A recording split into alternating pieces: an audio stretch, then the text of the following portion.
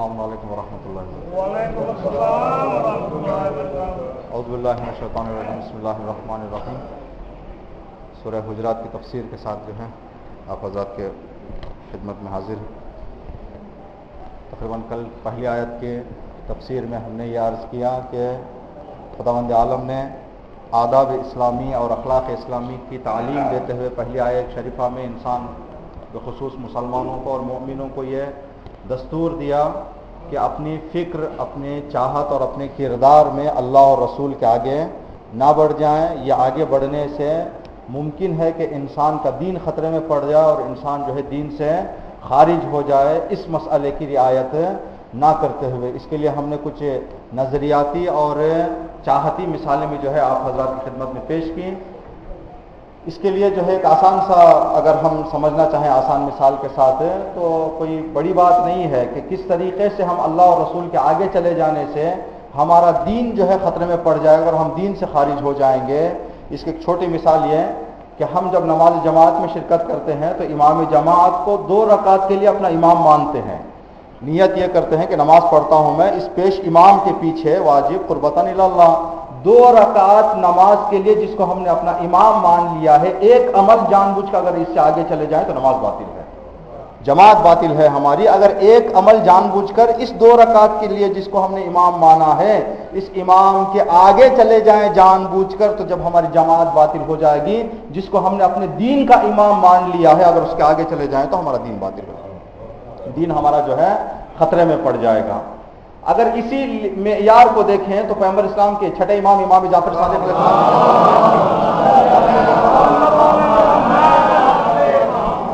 جناب زرارہ جو بہت ہی مشہور اور معروف صحابیوں میں سے ہیں، بڑی شخصیت کے حامل،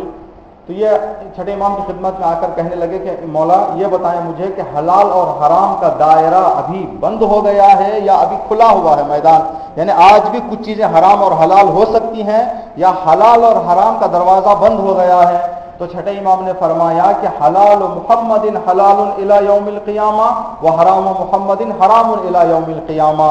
پیغمبر اسلام کی جب تک آنکھ کھلی ہوئی تھی جو چیزیں حلال ہو گئی حلال ہو گئی، جو چیزیں حرام ہو گئی حرام ہو گئی۔ پیغمبر اسلام کی آنکھ بند ہونے کے بعد جو چیزیں حلال تھی پیغمبر کے زمانے میں قیامت تک وہ چیزیں حلال، جو چیزیں حرام تھی پیغمبر کے زمانے میں قیامت تک وہ چیزیں حرام ہیں۔ حلال نہ حرام ہو سکتا ہے نہ حرام حلال ہو سکتا ہے۔ اگر پیغمبر کے زمانے کے بعد اگر ہم کسی چیز کو حلال کر دیں جو حرام تھی یا حرام کر دیں جو حلال تھی تو بدعت شمار کی جائے گی، اور یہ اللہ اور رسول سے آگے بڑھ جانا، یعنی جس دائرے کے اندر رسول نے حرکت کی ہے ہم اس دائرے سے آگے چلے گئے ہیں اور یہ اللہ اور رسول کے سامنے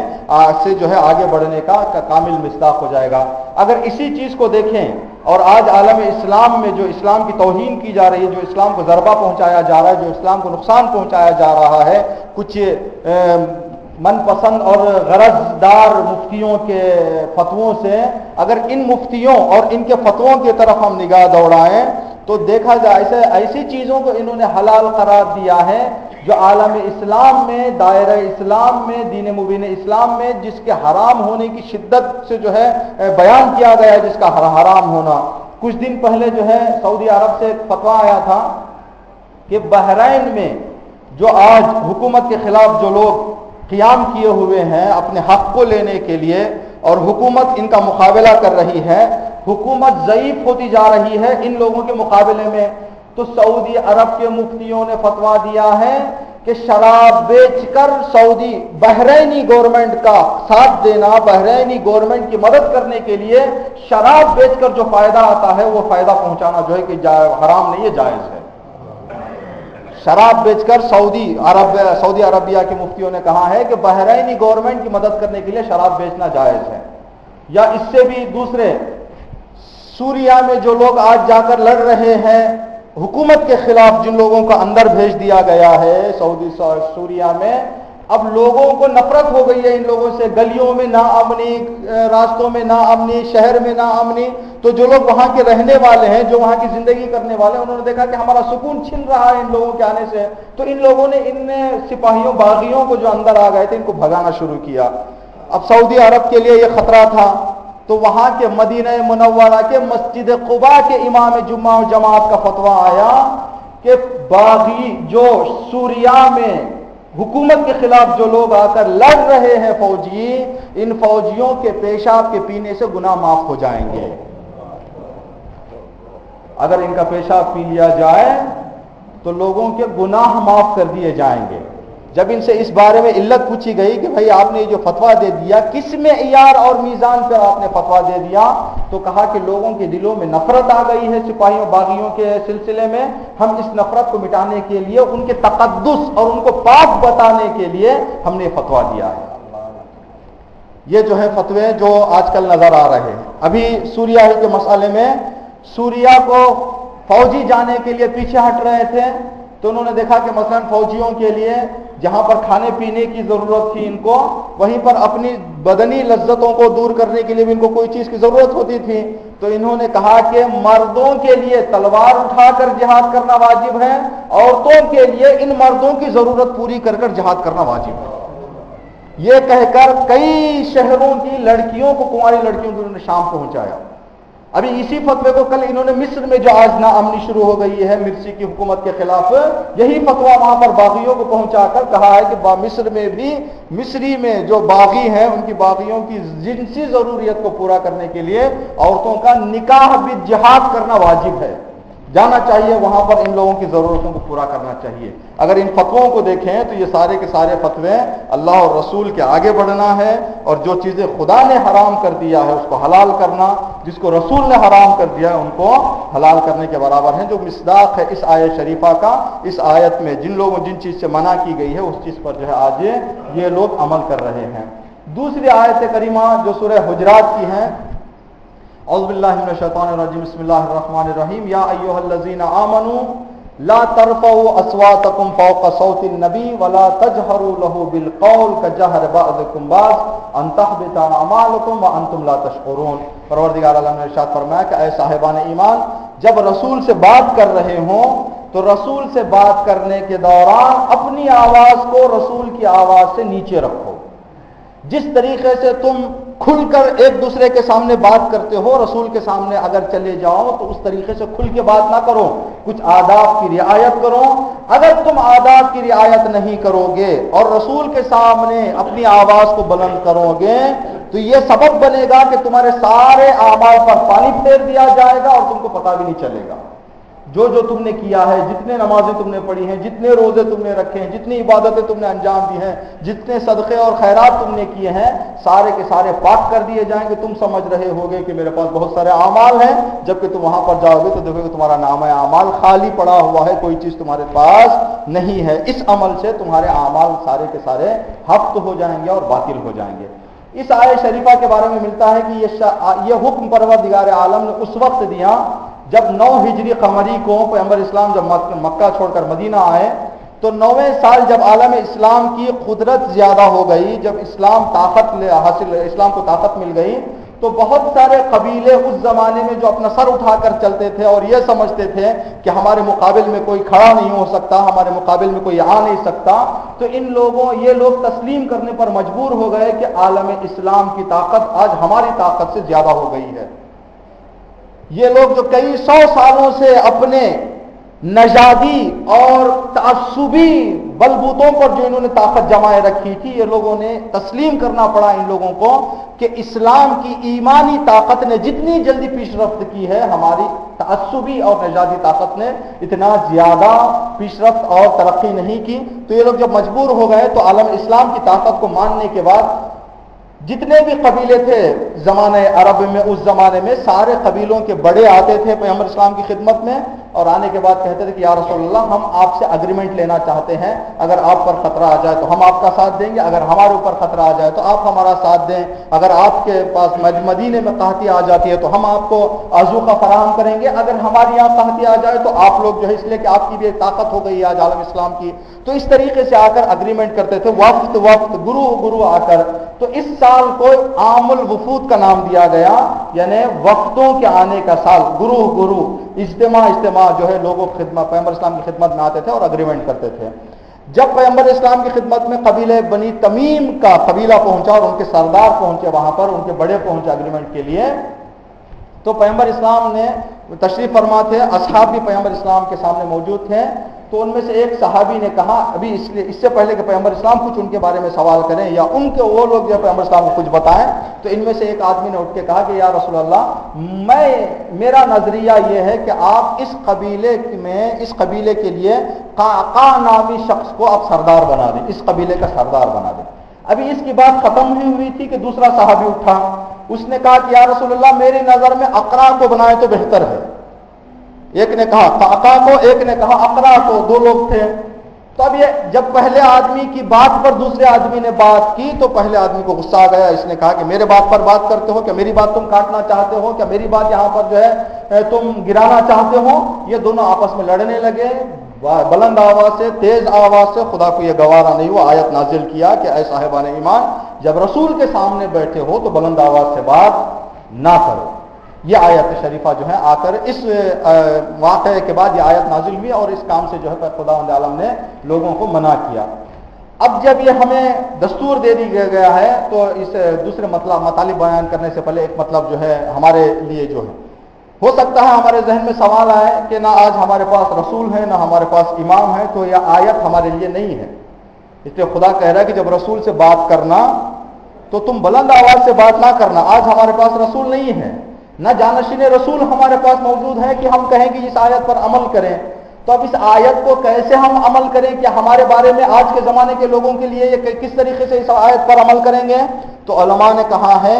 کہ پیغمبر اسلام اور ائمہ اطہار جو مقام و مرتبہ ان کا زندگی میں تھا وہی مقام و مرتبہ ان کی زندگی کے بعد بھی ہے۔ آج ہمارے لیے یہ ہے کہ اگر ہم ان سے منسوب مقامات پر چلے جائیں، چاہے ان کا روضہ ہو، چاہے ان کا آستانہ ہو، اس آستانے میں بلند آواز سے بات کرنا اس امام کی بے حرمتی ہے۔ جس آستانہ جس امام سے منسوب کر دیا گیا ہے، جس معصوم سے منسوب کر دیا گیا ہے، وہاں پر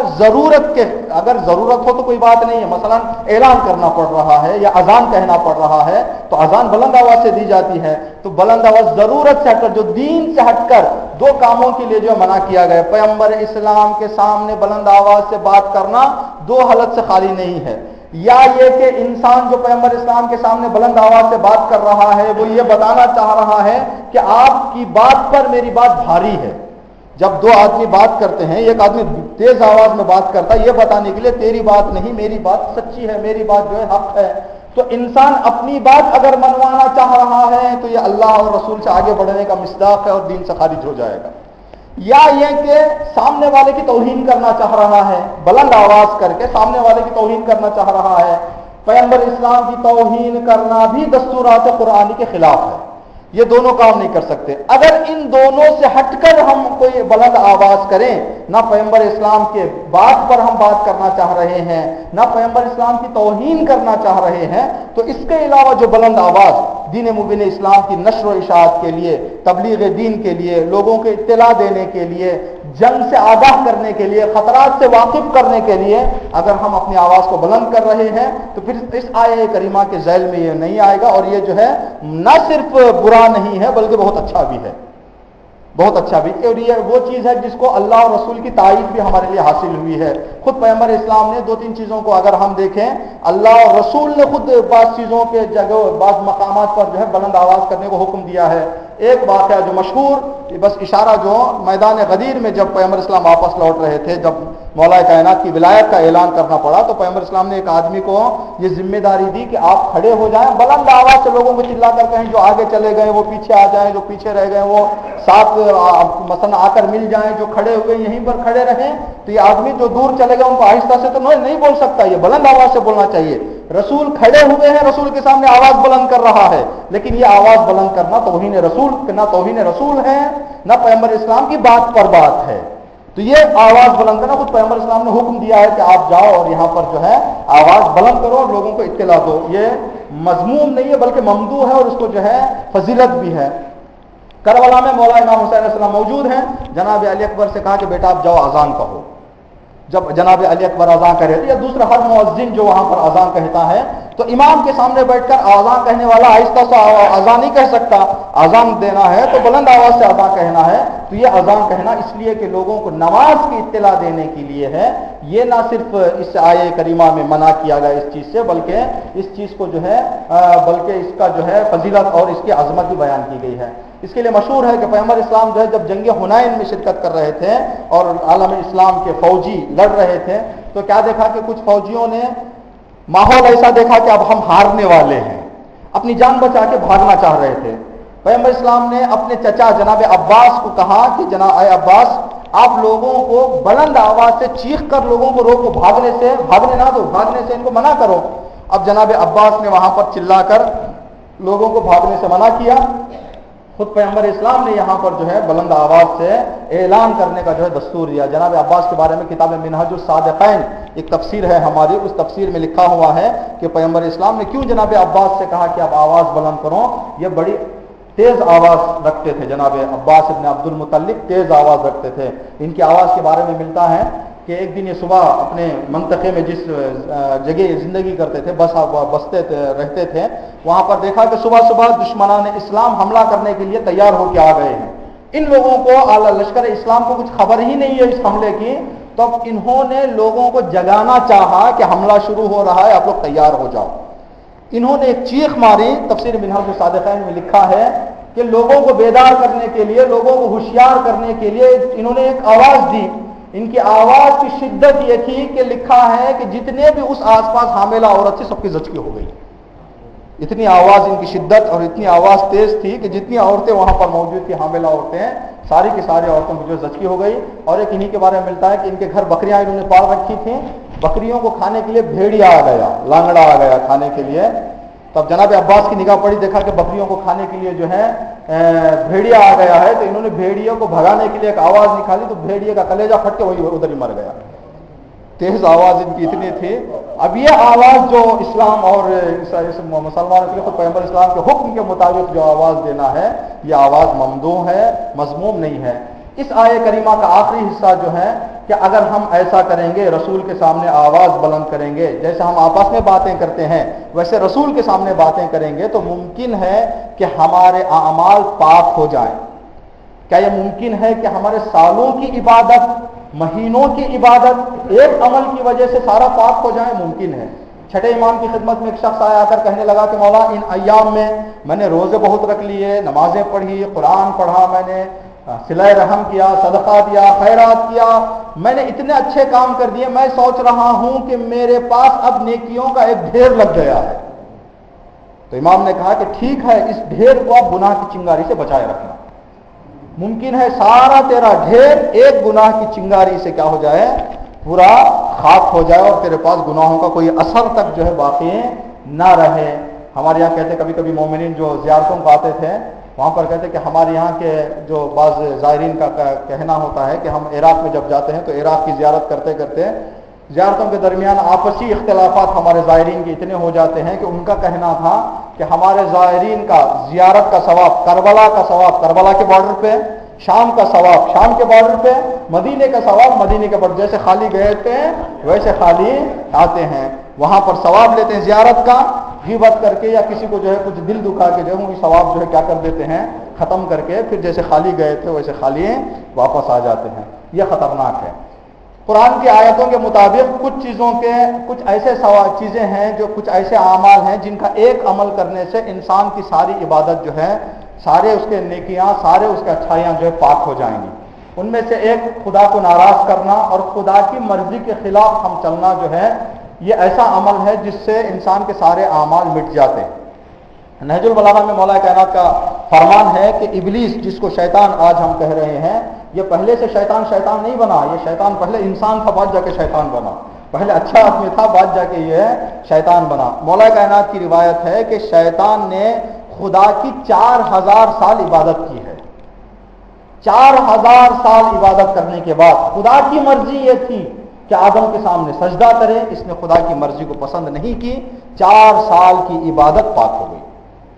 انسان کے لیے. کچھ اعمال ایسے بتائے قرآن کی آیتوں میں کہ جن کو انجام دینے سے انسان نے جتنی نیکیاں اس نے حاصل کی ہیں، ساری کی ساری نیکیاں جو ہے پاک ہو جائیں گی، مٹ جائیں گی. سب سے پہلا مسلمان کافر ہو جائے. اگر کوئی انسان مرتد ہو جائے، دین مبین اسلام کو ماننے والا زمانے کے حالات کو دیکھ کر، دوستوں کی صحبت میں آ کر، کسی کے وہ کہنے پر بہکنے پر کوئی چیز دیکھ کر اگر دین سے ہٹ جائے، نمازیں پڑھی ہے 30 سال 35 سال، کہیں باہر ملک گیا یا کسی دوست کے سامنے مل گیا، ایک مرتبہ گناہ میں مبتلا ہو گیا تو دیکھا گناہ کی لذت جب اس کو ملی تو کہا کہ بھائی میں ابھی تک جو ان گناہوں کی لذت سے محروم تھا، میں نے غلط کیا، مجھے روزے رکھنا نہیں چاہیے تھا، مجھے نمازیں پڑھنا نہیں چاہیے تھا. جیسے یہ آدمی ایک جملہ یہ کہے گا، ساری کی ساری 30 سال کے اس کے روزے، 40 سال کے روزے، نمازیں ساری کی ساری پاک ہو جائیں گی. آیت خداوندی کا انکار کرنا ایک ایسا گناہ ہے جس سے سارے کے سارے انسان کی نیکیاں پاک ہو جائیں گی. انبیاء کا قتل کرنا، جامعے میں عدالت برقرار کرنے والوں کو تکلیفیں پہنچانا، یہ وہ اعمال ہیں جن سے انسان کے سارے عبادتیں جو ہیں پاک ہو جائیں گی. انہی میں سے ایک یہ آیت شریفہ جس کو ہم پڑھ رہے ہیں، اللہ اور رسول کی اور اماموں کی بے احترامی کرنا ایک ایسا عمل ہے جس کے سبب انسان کے سارے برائیاں، سارے نیکیاں جو ہے پاک ہو جائیں گی. اب اس کے پاس کچھ نہیں رہے گا. کچھ ایسے اعمال بھی ہیں جن کو انجام دینے سے انسان کے سارے برائیاں پاک ہو جائیں گی. جیسے اچھائیاں پاک ہو رہی ہیں اسی طریقے سے برائیاں بھی پاک ہو جائیں گی، بے شرط اس کے کہ ایک کنڈیشن ہے کہ جب اس عمل کو انسان نے انجام دے دیا ہے جس کے بعد برائیاں پاک ہو گئی ہیں، پھر برائیوں کو تکرار نہیں کرنا ہے. اگر دوبارہ تکرار کریں گے، مٹانے کے بعد لکھا جائے، مٹانے کے بعد لکھا جائے، پھر لکھ کے چھوڑ دیں گے، پھر مٹایا نہیں جائے گا. اس کے لیے مثال کے طور پر جو ہے آیت کریمہ سورہ نساء کی آیت نمبر 31 جس میں پروردگار عالم نے ارشاد فرمایا کہ اگر انسان بڑے گناہوں کو، گناہان کبیرہ کو اگر ترک کر دیتا ہے تو پروردگار عالم اس کے چھوٹے چھوٹے جتنے بھی گناہ ہیں سب کو پاک کر دیتا ہے. گناہان کبیرہ کو ترک کرنے سے گناہان صغیرہ سارے کے سارے خداوند عالم پاک کر دیتا ہے. اس کے علاوہ جو ہمارے یہاں کے اعمال چل رہے ہیں، ابھی جو ماہ مبارک رمضان میں اگر کوئی انسان تمام شرائط اور اس کے شروط کو رعایت کرتے ہوئے روزہ رکھ لیتا ہے تو روایتوں میں ہے کہ جب ماہ مبارک رمضان ختم ہوگا تو ایسے انسان صاف ہو جاتا ہے، پاک ہو جاتا ہے کہ گویا ابھی ماں کے پیٹ سے پیدا ہوا. جس طرح سے ماں کے پیٹ سے پیدا ہونے والے بچے کا کوئی گناہ نہیں رہتا، ماہ مبارک رمضان سے خارج ہونے کے بعد انسان اس طرح سے پاک ہو جاتا ہے کہ اس کا کوئی گناہ نہیں رہتا. یہ روزے، یہ عبادتیں ماہ مبارک رمضان کی یہ اثر رکھتی ہیں کہ انسان کے تمام گناہوں کو پاک کر دیتی ہیں، ایک شرط کے ساتھ کہ پھر اگلے سال پھر جو ہے گناہوں کا بوجھ لے کے ماہ مبارک رمضان میں داخل نہ ہو انسان. یہ ہے آیت شریفہ جس کو ہم نے یہاں پر آپ کی خدمت میں پیش کی. دوسری آیت جو سورہ حجرات کی تھی. انشاءاللہ پروردگار عالم سے دعا ہے کہ پروردگارہ اس مہینے میں تو جیسے چاہتا ہے ویسی عبادت کرنے کی توفیق عنایت فرما. پروردگارہ گناہوں سے بچنے کی توفیق عنایت فرما. پروردگارہ واجبات اور جو تو نے ہم پر فرض کیے ہیں ان فرائض اور واجبات کو بجا لانے کی توفیق عنایت فرما. سوال مومنین جو ہے، ایک سوال جو آج کے لیے کہ ایک دو ایسے اعمال بتائیں جن کے انجام دینے سے انسان کے سارے نیکیاں پاک ہو جاتی. اب کیا اعمال؟ جی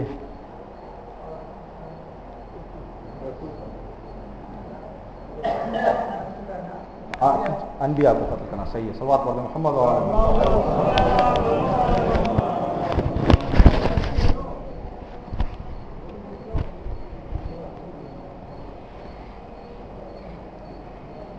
السلام علیکم ورحمۃ اللہ. استغفر اللہ من كل ذنب واتوب الیہ. اللہ اکبر اللہ اکبر. اشہد ان لا الہ الا اللہ، اشہد ان لا الہ الا اللہ.